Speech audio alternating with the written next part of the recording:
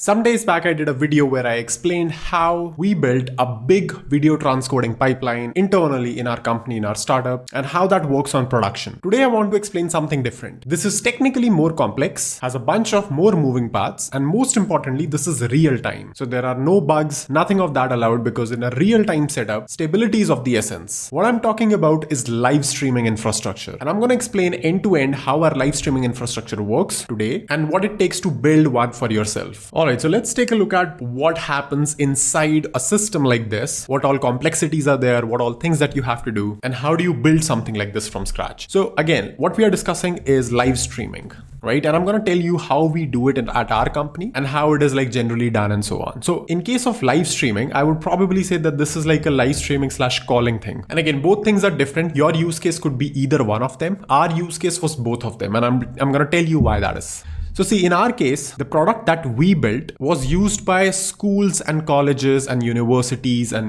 boot camps, all of these people who are teaching people, right? And in that scenario, what you need is a calling-like interface like Google Meet or Zoom, but you might also need a live streaming-like interface like a webinar, like a YouTube live, right? If you have joined a YouTube live ever, that is what sort of like a typical live stream looks like, or a Twitch live stream, or, Instagram live or a Facebook live. That is what sort of like a live stream looks like. So you might ask, like, what is the difference? And it's like a really good question that gets to the heart of what I'm about to discuss in this video. Live streaming like YouTube or your favorite sports streaming on Netflix and all of these platforms, that happens through something we call as HLS, generally HTTP live streaming or similar format. Right, so we're gonna understand first of all like what this is, and then we're gonna get to the calling part. So this part which is there, HLS, HTTP live streaming, or any similar format like a variation of this, core idea here is, let's say there is a camera over here, right, which is supposedly recording a scene, something that's happening, something that's going on, whatever. Let's say you're recording somebody or something. It could be anything. It could be like a sports stream. It could be anything, basically, whatever you're recording with a camera. Now, generally in a YouTube or a Twitch like live streaming infrastructure, what happens is that this camera sends this data somehow to the server, right? And we'll figure out what this data sending mechanism is. It could be RTMP, it could be like something else, anything else as well. It could also be WebRTC. It could be like a bunch of things. It's not important like how this data is sent to the server. What's important is that the server basically chunks this data, right? So when I say chunk, what I mean is that it will keep on getting the data for a few seconds and then it will create like a 3-second packet, right? A 3-second packet is basically a very small video file, which is just 3 seconds or 2 seconds or even 1 second, right? So as time is going on, it will hold the video, the incoming video, for 3 seconds, and it will keep on creating these 3 seconds packets, right? 3-second chunk again and again. Now this number, what this seconds is, can be completely decided by the administrator. But the core idea is the lower this number is, the more live the thing is, right? I don't know if you have used YouTube Live ever, but you would see that it has some settings that you can play with. It gives you the option to do a streaming with ultra low latency or medium latency or high latency and all of that. Part of that would also include the amount of processing that they are able to do to the data, right? So if you're creating smaller chunk sizes, the problem is that yes, it will create an ultra low latency stream. That means what you are seeing on the screen is very close to what's reality, what's happening there. But it also means that the server has very less time to process the chunks, right? So that means it might not be able to do all the optimizations that are possible to reduce the video size, to, maybe make it better or whatever. But the core idea here is that no matter what chunk size you try out, like whatever it is, your server at the end will start spitting out these chunks in those specific duration, right? And to be more precise, what these chunks are usually is something like 001.ts, 002.ts, 003.ts, as these files. So let's say you have kept like 1 second as a, chunking window. This is also what we call as sort of like a keyframe in a way, right? So let's say your keyframe is 1 second. So every second on your file system, let's say the server has a 100 GB disk, right? This is what we use. Let's say the server has a 100 GB disk attached, and every single second a new chunk appears, right? So this chunking part could be one server, right? Inside your server itself, one process rather, I should say. So let's say this is like a chunking process, right? Which is also the RTMP or WebRTC server that is getting the data from the camera, the source itself, right? It'll get that. Then there is another process, which is an uploader process.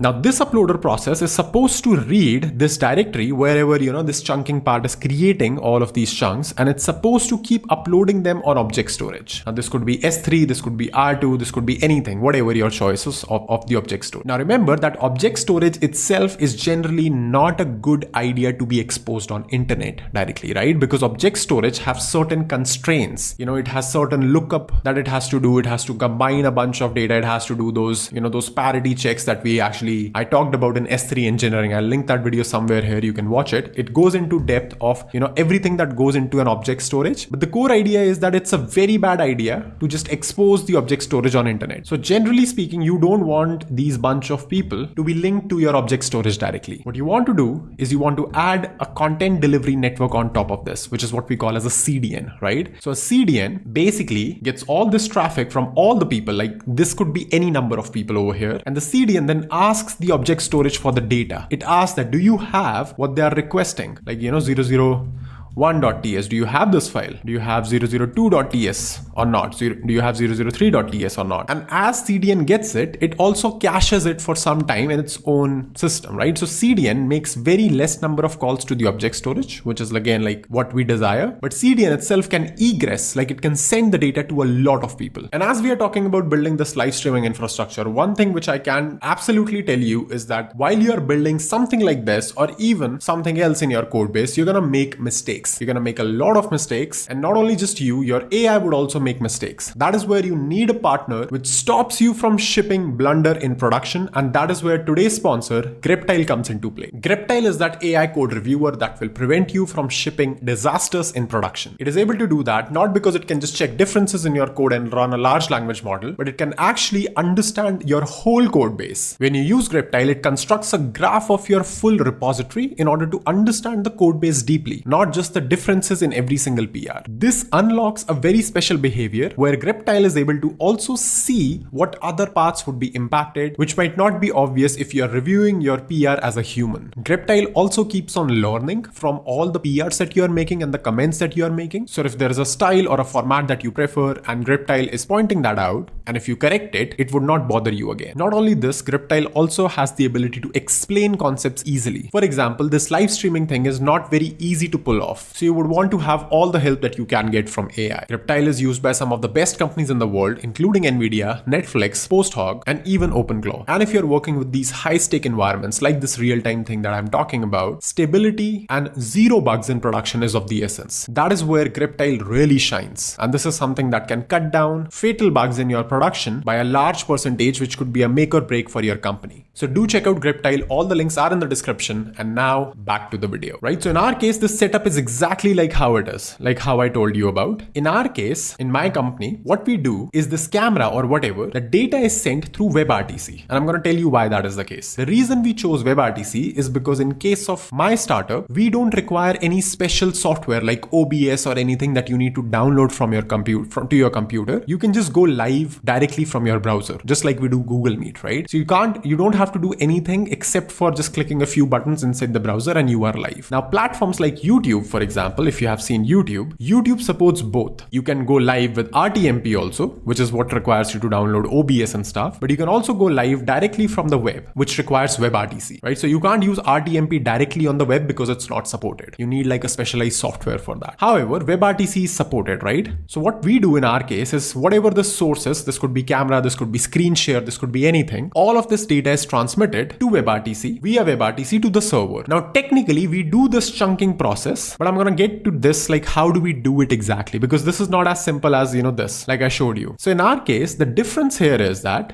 we mix the live streaming and the calling aspects both. So in our case, in my startup, the way things work is that imagine a Google Meet. You join, like a bunch of people join, or a Zoom call, bunch of people join. So, let's say these two people are on the call, right? Inside Google Meet or Zoom or whatever. But in our architecture, in our infrastructure, what we do is that these two people are able to do a real-time call via WebRTC, which I'll talk about. But what what they are talking about is also broadcasted to everyone else, right? And this is the special part about our infrastructure, that this is broadcasted as an HLS to all of these people, and plus these people, any one of these people can also at any time directly jump into this call, right? If somebody wants to take part in the call itself, so they can just jump into the call. If they don't want to take a part in the call itself and they just want to see it as a webinar, the instructor or the admin or whoever it is, they can just send them back as well. Now there are massive advantages to this. First of all, because our latency is very low, end-to-end latency is less than 6 seconds, right? In our case, that means what's happening in reality versus what the CDN person is seeing is less than 5 to 6 seconds, roughly on those lines, if you are in HLS mode. Second thing, in case of this HLS mode, the student count is infinite. I mean, obviously not technically infinite, but it depends on the bandwidth of our CDN infrastructure itself, which runs into hundreds of terabits per second, right? So they have like a backbone infrastructure, which is a very, very strong infrastructure. Most likely you don't have to worry about, like even if you're doing like if you look at some of the biggest sport events, they probably consume like a few hundred terabits per second at the peak, right? So since you're anyway never gonna get to that scale, obviously it's more than sufficient to say that you can have as many students as you want, right? But again, the drawback is not real time, right? So you don't have the ability to do real time. Now, how do we fix that in our company is that we create on this server something special. So this server is not just a chunking machine. Rather, this server is just a WebRTC server, right? So instead of creating HLS by default, we don't create that by default. This server itself is just a WebRT server, which is a calling server, right? So what you can do is you have these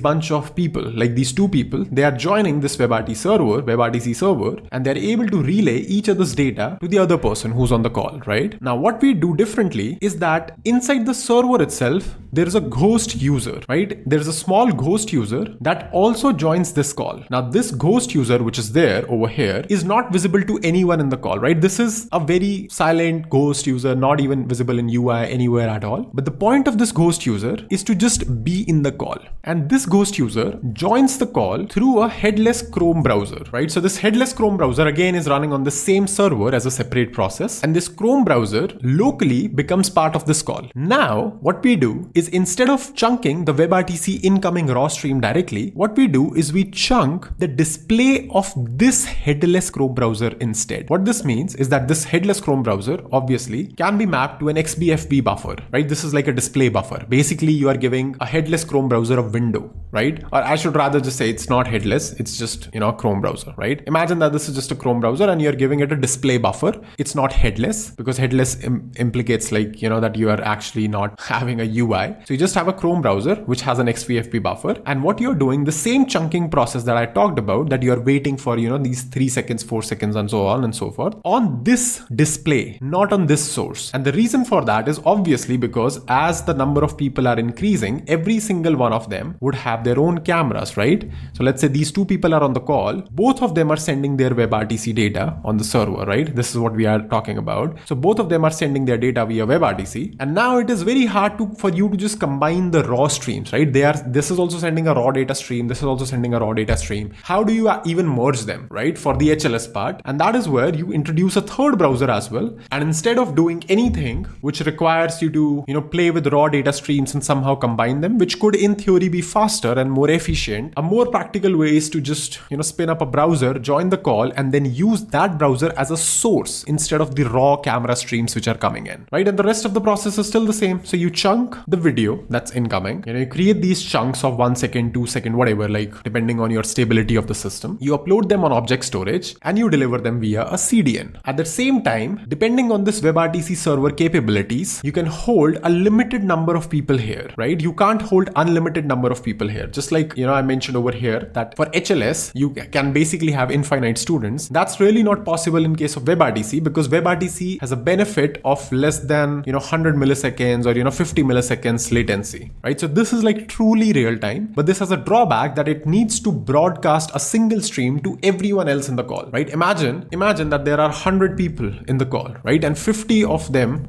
have video on, what this effectively means is that every single one of these 50 people is broadcasting their video to every other 100 people. So all of these 50 people basically are broadcasting their 50 video streams, their unique video streams to 100 people in the call, right? And there are limitations. There is just too much data that's flowing out of a single machine. So there is just too much bandwidth that's flowing out of a single machine. It's possible to scale it, but it gets costly very quickly, right? That is why you also see, if you look at platforms like Google Meet or even Zoom, they restrict the number of people inside a call, right? To be maybe like 500 or 1000 or even, 10,000 and so on and so forth. And these plans get very, very expensive. As you scale up your number of participants in a single call, you would see that these plans get super expensive. On the other hand, platforms like YouTube Live are basically free of cost, even if you are doing it with the, a million people. Now, I'm not saying that this actually is free as well. What I'm saying is that this is far more efficient and cost effective for YouTube or Google to pull off, because they have much better bandwidth rates over here in this CDN setup than the compute rates that they have for doing this, because having 10,000 people on a live call is not just even a bandwidth problem, it's also a compute intensive problem. If all people have all of their videos on, it's just a little bit chaotic, right? So yeah, that is how more or less our infrastructure looks and works and feels like. But again, this is not an implementation, this is just the theory part, but there is nothing as such that is missing as far as I can remember from the infrastructure. This is how exactly it works, that we have a WebRTC server that also has a ghost user that joins the real call. So we have the best of two, that you can even take a call like this, and this call otherwise is also getting broadcasted to people via CDN. The other advantage that we have is, because we are putting the data in real time in the object storage, we have an instant recording of the call the moment the call is ended, right? So people can just play back the video of the lecture or the live class instantly. So that's all for this video. Hopefully you liked it. If you did, make sure you leave a like and subscribe to the channel. Do check out Griptile. All the links are in the description below, and I'm gonna see you in the next video very soon. If you're still watching, make sure you leave a comment, "I watched till the end," below to tell me that you were still here, and let me know what do you think about the video.